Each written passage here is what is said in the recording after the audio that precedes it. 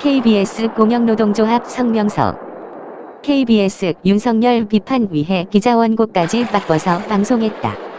윤석열 검찰총장이 법무부와 인사안을 놓고 신경전을 벌이는 날 KBS는 현장 기자가 취재해 온 기사 대신 데스크가 임의로 작성한 법무부 옹호성 기사를 방송해 파문이 일고 있다.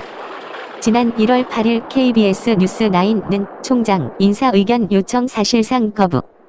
총장 의견 없이 인사 단행이란 제목의 뉴스를 보도했다. 이 기사에서 KBS는 인사와 관련 검찰 쪽의 의견을 듣는 것에 대해 법무부는 당초 부정적이었지만 검찰총장을 직접 만나 의견을 듣는 것을 전향적으로 결정했다면서 윤석열 검찰총장이 장관실을 방문하지 않은 것은 법무부 장관의 면담 요청을 사실상 거부한 것이라고 보도했다.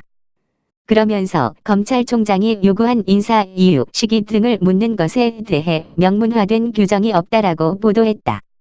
말하자면 KBS는 윤석열 검찰총장이 규정에도 없는 요구를 했다는 식으로 이해되는 보도를 했다. 주로 윤석열 총장을 비난하는 내용이 많이 담겼다. 이 기사는 현장 취재기자가 작성한 것이 아니라 부장이 데스크를 본다는 명목으로 고친 내용을 내근 팀장이 방송한 것이다. 그렇다면 취재기자가 작성한 원고에는 어떤 것이 들어있었나? 해당 기자가 당일 저녁 8시 25분경에 작성을 마친 원고에는 법무부 장관이 검찰총장의 의견을 들어야 하고 문제는 시간과 절차입니다라고 썼다. 그러면서 윤 총장은 법무부에서 인사안을 먼저 보내야 의견을 제시할 수 있다며 면담 요청을 거부했고 인사안도 받지 못한 상황에서 인사위 개최 30분 전에 총장을 만나는 것은 요식행위에 불과합니다. 라는 요지의 내용이 들어있다.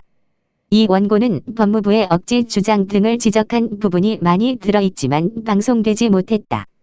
위의 두 원고를 비교해보면 천양지차다.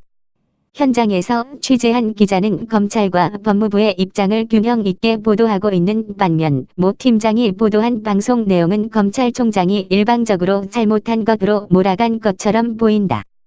해당 기자는 데스크가 자신과 협의 과정 없이 일방적으로 원고를 수정한 점 등 절차상의 문제를 들어 방송할 수 없다고 거부했다고 한다. 그러자 부장은 내근 팀장에게 대신 보도하게 했다는 것이다. 기자 패싱 보도도 있는가?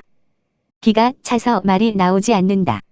이에 대해 해당 부장은 기자의 원고 작성 후 검찰 인사가 났기 때문에 원고 검수 과정에서 수정을 많이 한 것이라고 해명했다. 도대체 KBS의 막장은 어디까지인가? KBS는 국민의 방송이 아니라 국정홍보처라는 비아냥거림이 들리지 않는가? 2020년 1월 17일 KBS 공영노동조합 이호근 방송.